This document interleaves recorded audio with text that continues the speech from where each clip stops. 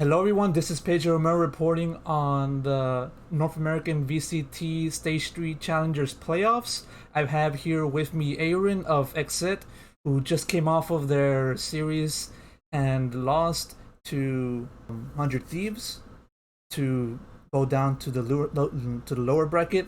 AYRIN, thank you so much for taking the time and speaking to me. First of all, I'd like to get your thoughts on that recent series that you just played. Yeah, it was a hard series. We knew they were going to be a good team going into the event. Haven was a bit disappointing. We didn't adapt fast enough, and we lost that first map. And then the second map, we were down pretty bad, but we worked really well as a team. We came back together. But the very last round, Nitro had a really good 3K. Um, you know, not gonna be happy when you lose, but we just got to deal with it and hopefully have the energy to go through the lower bracket. But even so, you guys had a positive showing at the very end of the second map. You guys were down by a considerable amount, and you were nearly on the precipice of pulling off the comeback and extending it to overtime. So, what was the team's what was the team's mindset as that comeback was close to happening at the end of that second map?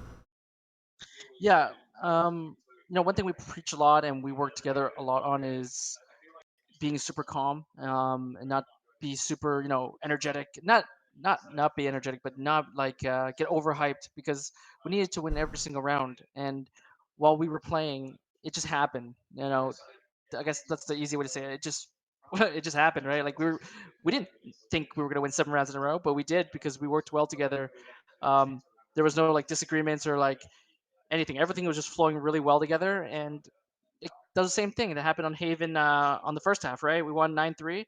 It just felt amazing, but I guess they felt the same thing on the other two halves, and as you saw, it came out to what 26, 22. We lost by 4 rounds overall, so it could have been anyone's game today. Yeah, and heading back to the first series, you faced off against Luminosity, and with them, you compared to that match against 100 Thieves, obviously it was a much easier encounter, but Yeah. it's always important to start off tournaments such as this on the right foot. And so, what did the team and you specifically focus on in preparation for this first series against Luminosity? Yeah, Luminosity is a good team, but they're not, I guess, what I would consider personally a great team. And what I mean by that is there's only a few teams that give us a challenge and that we give challenges to. And as everyone knows, it's 100T, Envy, and Sentinels, right? So going into the LG match, we knew it was going to be easier. But when we think that, it's not like we take it lightly, right? We just don't do as much prep. We rely on our game more.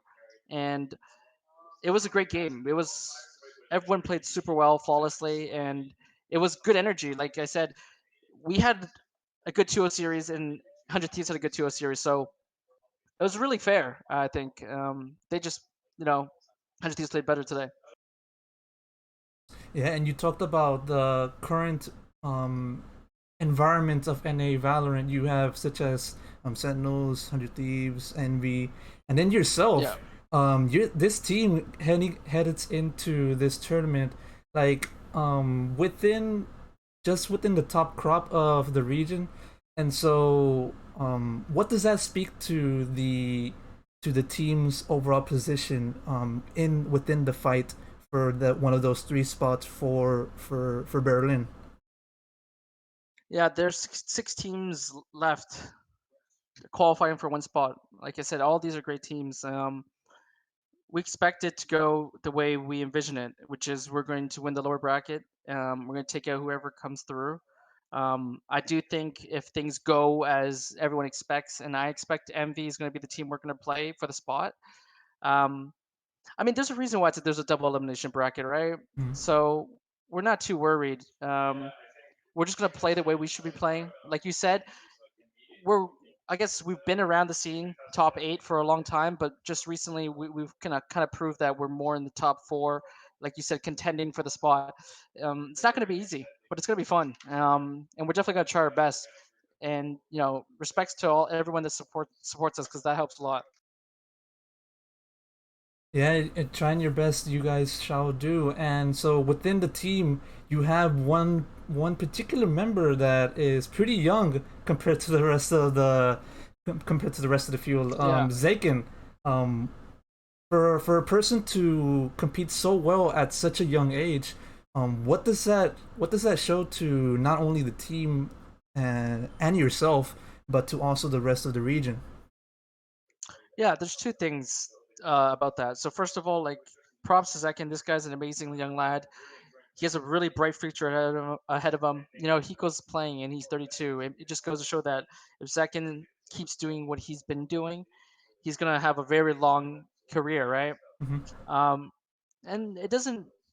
I think it's respects to our coach and the players on this team that provide that environment for a young person to thrive. Because a young person that joins the team, you know, if young people were way better than older people, hypothetically, right? Then you just have five players, five 16-year-olds, right? But Hmm. you don't see that in any esport. It's because why we're so successful and why he's so successful is because we use him very well and he uses us very well. And I think that's the key. Any of these top teams, it's all about the balance, right? Hmm. Contrasting that with Zekin's position to you, you've been with the team for nearly 10 months. We're going on to 1 year with you, Yeah. and so how have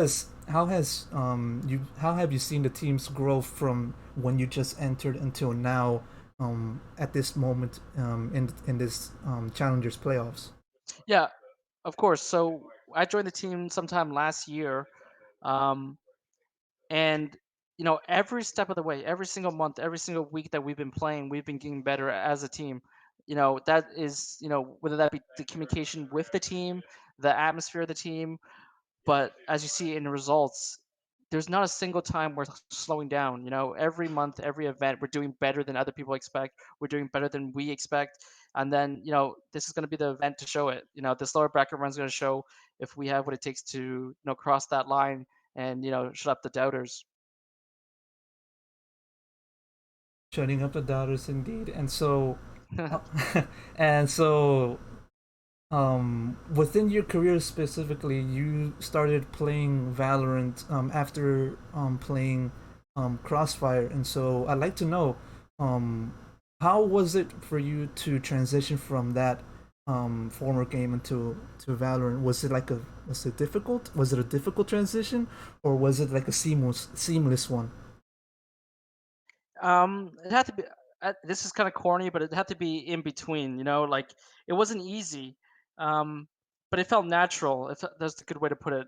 When I started playing the game last year, for months on, I'd be playing, 10 to 15 hours a day, and I played for multiple days, 10 to 15 hours, without taking any breaks. There are very few days I can count in the last year and a half where I haven't played the game at least, every day. There's like maybe like 10 days that I haven't played Valorant in the last year and a half. So, you know, I learned I'm a bit, more older than a lot of these individuals.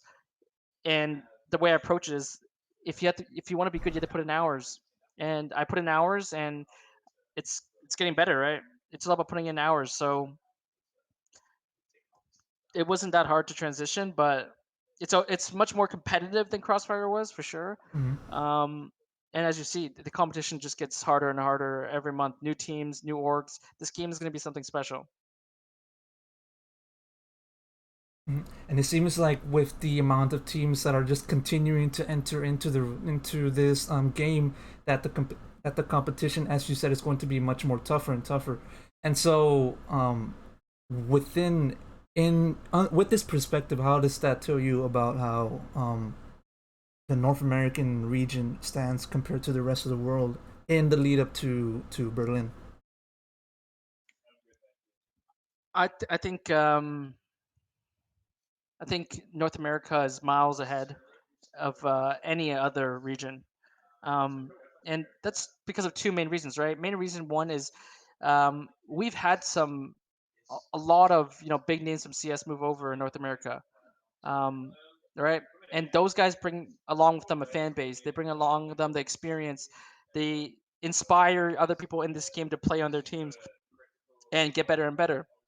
Europe, we haven't seen as many um, stars switch over from CS:GO to Valorant, and not to neglect the other regions of the world, but at the same time, with the data that we have, what we saw in Iceland, it's just clear. Like, it's very difficult for a team to win an event without losing a single map, and Sentinels did that. Um, but like you said, there's very little data points. So going into Berlin, I expect NA to finish, any team that goes to finish top 5, all 3 teams for sure. I'd be surprised if an NA team didn't win Berlin. I'd be surprised. Just putting that out there. Just like first off from Aaron, remember his words. Watch out for NA. And so Yeah. yeah. That's all the time I have for you this evening. I wish you the best of luck in the lower bracket of this Challengers playoffs. This has been Pedro Romero reporting on the Stage 3 Challengers playoffs. That has been Aaron of XSET. With that said, I'll see you guys all later. Take care, everyone. Cheers. Thank you, Pedro.